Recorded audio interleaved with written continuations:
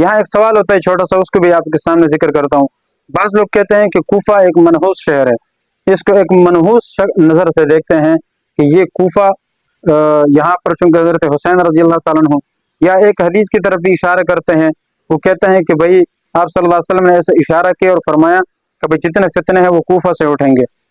بہرحال یہ ساری چیزیں اپنی جگہ پر، میں زیادہ اس پر گفتگو نہیں کرنا چاہتا، لیکن جو مین مقصد ہے وہ یہ بتانا چاہتا ہوں کہ کوفہ کے خلاف مکمل طور پر اس کو غلط کہنا یہ بات ٹھیک نہیں ہے، اس لیے کہ ہر چیز کا ایک دور ہوتا ہے، ایک وقت ہوتا ہے۔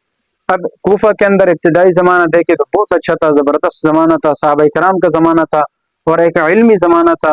ہاں، علم کی پیاس لوگ بجھانے کے لیے کوفہ میں آیا کرتے تھے، تو اس طرح کا شہر تھا۔ بعد میں جو حالات ہو گئے وہ جس طرح کے سے بھی ہوئے، ایسا ہو جاتا ہے اس طرح۔ لیکن یہ کہنا کہ بھئی یہ بالکل تمام فتنے اور شروع سے ایسا ہے اور بالکل غلط ہے، یہ بات ٹھیک نہیں ہے۔ ورنہ اس کے میں ایک الزامی جواب یہ بھی دیتا ہوں کہ یہ جو کوفہ شہر ہے، اگر آپ کہتے ہیں کہ یہ فتنوں کا گڑھ ہے، اس وجہ سے یہ منحوس جگہ ہے، یا فتنے یہاں سے ہوئے اس لیے یہ چیز ایک حقارت کی چیز ہے، تو پھر میں سوال کرنا چاہتا ہوں کہ اگر یہاں حضرت حسین رضی اللہ تعالیٰ عنہ کی شہادت ہوئی ہے، یا کوئی اور فتنے کی وجہ ہے، تو یہی اگر فتنے کا وجہ ہے، فتنے کی وجہ ہے، اور اسی وجہ سے کوفہ یہ قابل نفرت چیز ہے، تو پھر سوال یہ ہوتا ہے کہ مکہ جو پوری دنیا کے مسلمانوں کے نظر میں قابل احترام جگہ ہے، کیا حجاج ابن یوسف نے حضرت عبداللہ ابن زبیر رضی اللہ تعالیٰ عنہ جیسے عظیم صحابی کو وہاں پر شہید نہیں کیا تھا؟ کعبہ کے قریب شہید کر دیا تھا۔ پہلے ان کو نعوذ باللہ پھانسی پہ لٹکایا، اور اس کے بعد اس کا سر الگ کر کے مروان کے سامنے پیش کیا گیا۔ تو کیا یہ مکے میں نہیں ہوا؟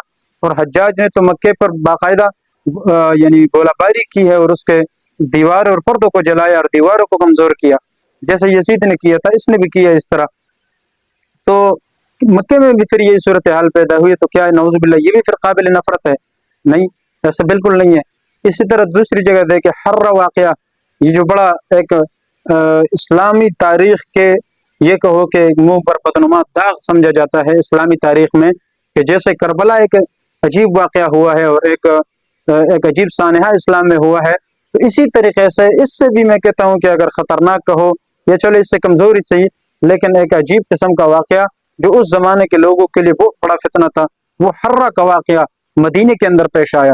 اور وہ مدینے میں پیش آنے والا واقعہ کیا تھا کہ اتنے لوگوں کے خون بہے، مسلمانوں کے خون، اور لوگ مسلمانوں کے ساتھ زبردستی زنائیں کی گئی، اور ان کو پکڑے گئے اور ان کے عزتوں کے ساتھ کھیلا گیا۔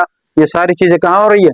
مدینے کے اندر ہو رہی ہے۔ تو کیا پھر یہ فتنے کے لحاظ سے دیکھا جائے تو یہ بھی قابل نفرت جگہ ہے؟ ایسا نہیں ہے، بس کچھ چیزیں ہوتی ہے اس کی بنیاد پر یہ کہہ سکتے ہیں کہ بھئی یہ واقعہ غلط ہے، اور اس وجہ سے یہ چیز ٹھیک ہے، یہ کام ٹھیک نہیں ہوا، وہ کام غلط ہوا، اس طرح ہوا ہے۔ تو یہ چیزیں اپنی جگہ پر ٹھیک ہے، لیکن بالکل یہ اس کو بنیاد سے غلط کہنا یہ چیز ٹھیک نہیں ہے۔ اس وجہ سے ٹھیک نہیں ہے کہ بھئی اگر اس چیز کو دیکھا جائے تو بنیاد تو اچھے لوگوں سے وہاں شروع ہوئی ہے، یا یہ کہو کہ وہاں پر تو اچھے لوگوں کا بھی ایک زمانہ گزرا ہے، اور ایک ان کے کیا کہتے ہیں تاثرات گزرے ہیں، بہت ساری چیزیں ہیں۔ اللہ تعالیٰ ہمیں سمجھنے کی توفیق عطا فرمائے۔